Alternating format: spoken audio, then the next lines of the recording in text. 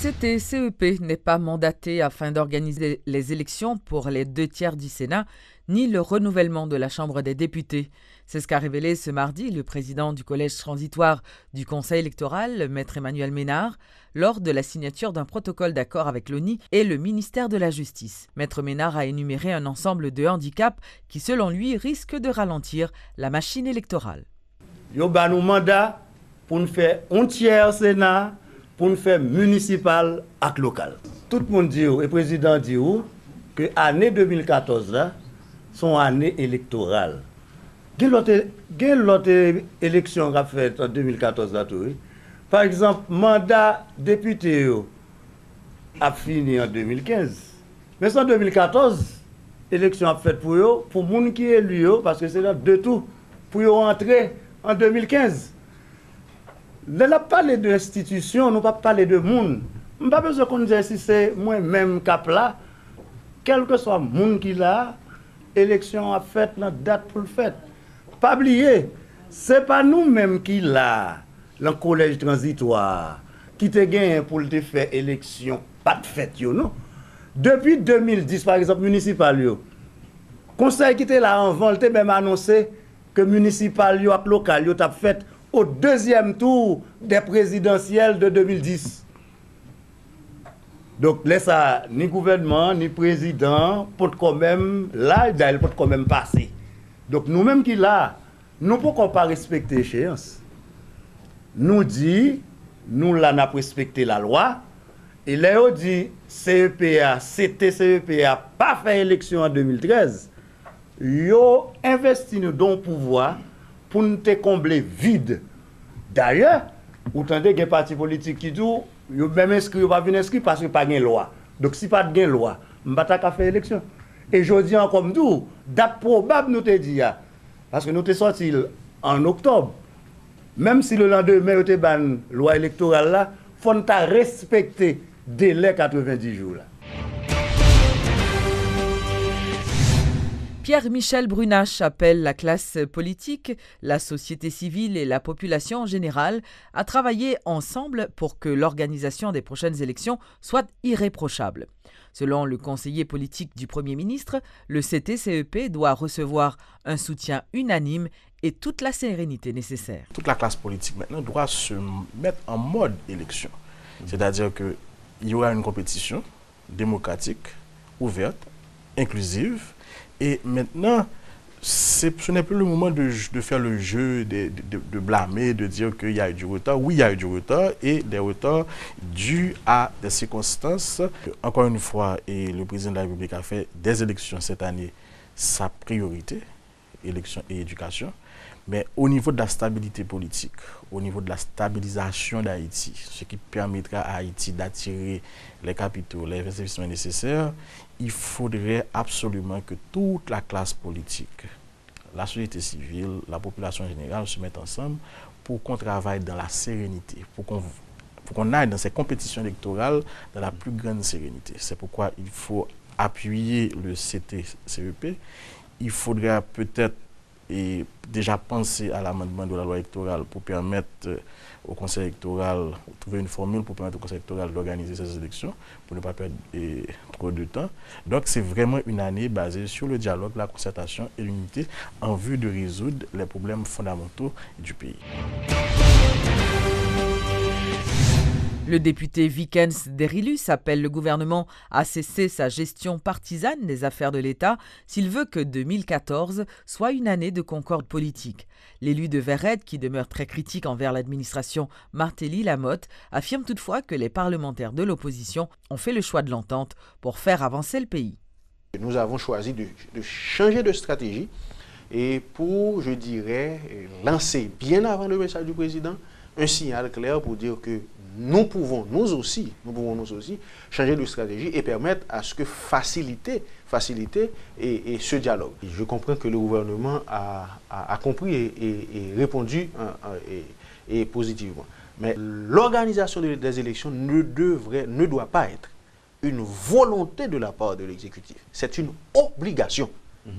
Donc, c'est-à-dire que le président, le pouvoir exécutif devait faire en sorte de respecter cette obligation. Donc ce n'est pas une volonté. Et c'est pourquoi j'ai dit, le président n'a pas à lancer en ce sens un message.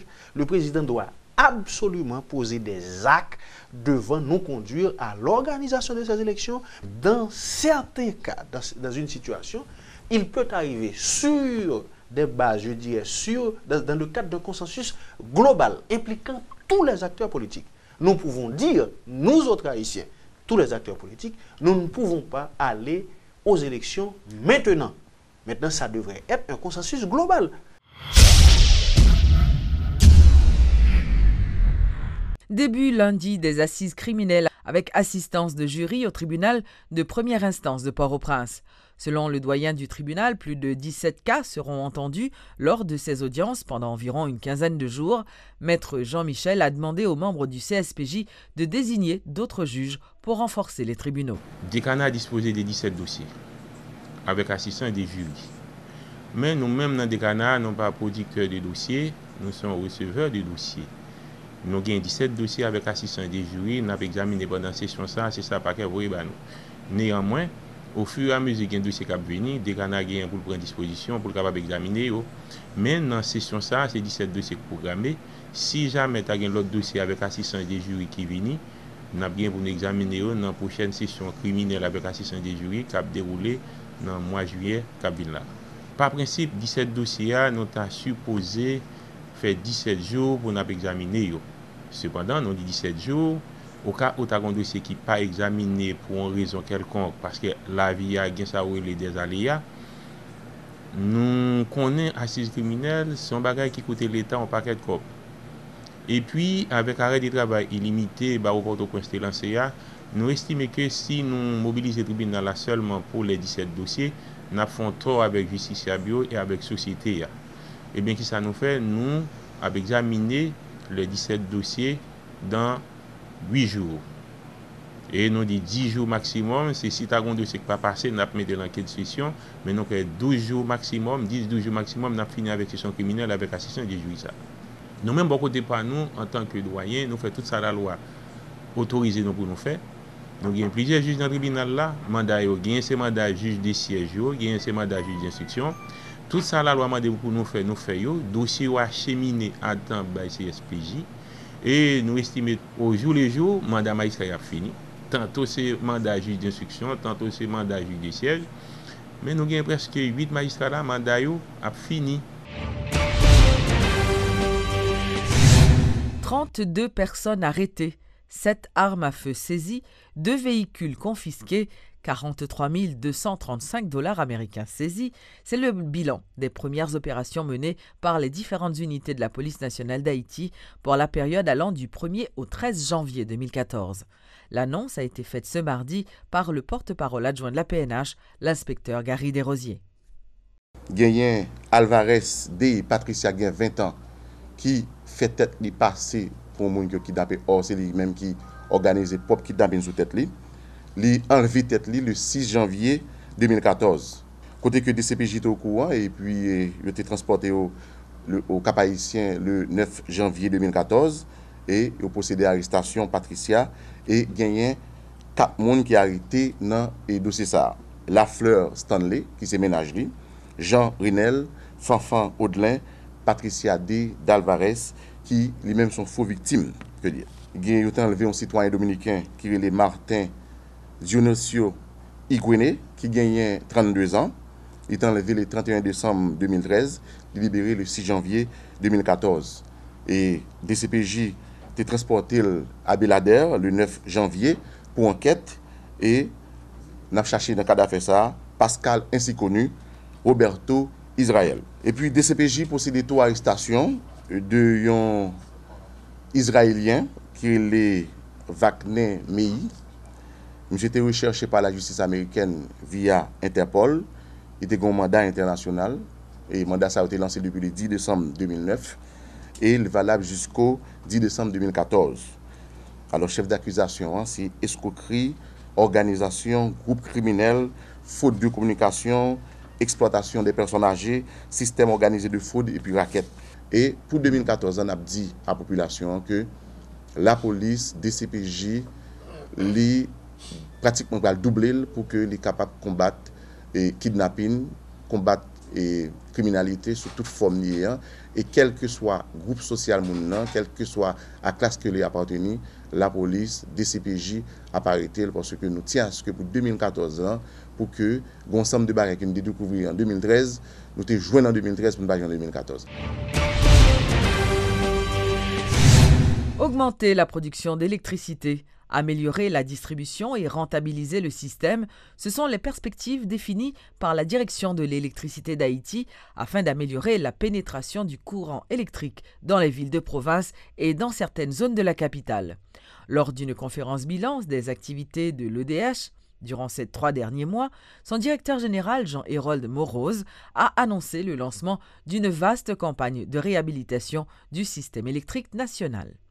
L'électricité d'Haïti ne dispose que de 100 MW sur les 210 nécessaires, ce qui explique la durée moyenne d'alimentation quotidienne qui est de 14 heures par jour un peu partout à la capitale. Fort de ce constat, le gouvernement a convenu, pour pallier, d'augmenter la production de courant électrique en lançant plusieurs projets d'envergure. Alors, l'homme fin réhabilité centrale Pélig, la sortie de 10 MW, la passe à 45 MW en moyenne. 45 MW. Donc, nous avons une belle augmentation comme bien. Centrale Carrefour, comme moi, dit matin en 9.5, on va passer à 40 MW en 7 mois. Je me dis bien, je répète que à quoi dans le mois de janvier. Et puis maintenant, l'autre nouvelle, c'est que e-Power, négociation censée finir avec e-Power. e-Power, au cours du mois de janvier, pour aller tourner sur le réseau à 30 MW. Si je fais somme tout ça, tout le monde est capable de garder après le 200 MW.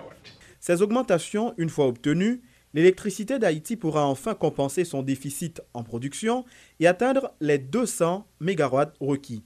Mais dans le même temps, la gestion de cette production doit devenir plus rationnelle si l'EDH veut équilibrer ses comptes. Si vous ne pas payer courant, il n'y a pas de courant.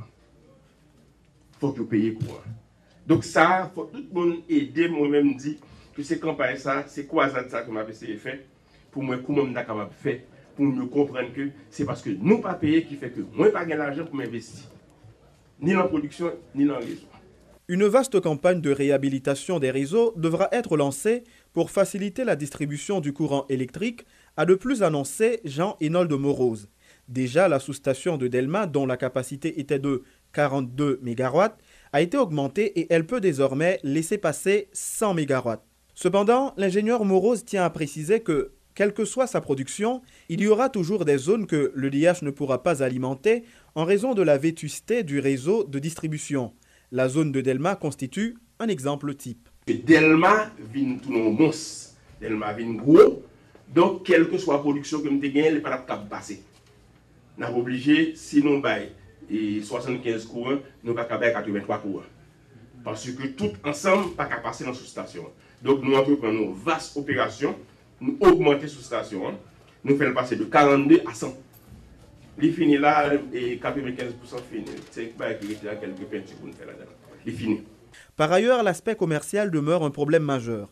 Actuellement, l'EDH accuse un taux de facturation de 44,5%, ce qui constitue un manque à gagner pour la compagnie, déplore son directeur général.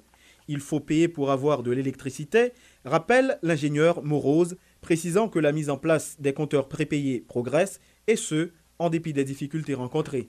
Les difficultés que nous avons là-dedans, c'est qu'il faut que nous adaptions par rapport au système que nous avons là. Si son système isolé, nous sommes capables de faire pour côté. Mais si son système qui a intégré ça comme là, donc il faut que nous joignions un moyen informatique pour nous capables de faire tous deux reliés ensemble. Donc ça fait que moi je suis en retard là-dedans, moi je connais que moi je suis en retard là-dedans. Donc nous avons des gens qui étudier sous passerelle là entre le compteur prépayé et ça pour nous capables de faire marcher bien. La question de la dette des institutions publiques est un vieux démon que le responsable de l'EDH entend exorciser car certaines cumulent, rapporte Jean-Hérold Morose. Plus de 5 ans de dette, ce qui représente un montant de 1,7 milliard de gourdes, dont une grande part revient aux mairies, alors que la dette globale de l'EDH est de 3 milliards de gourdes.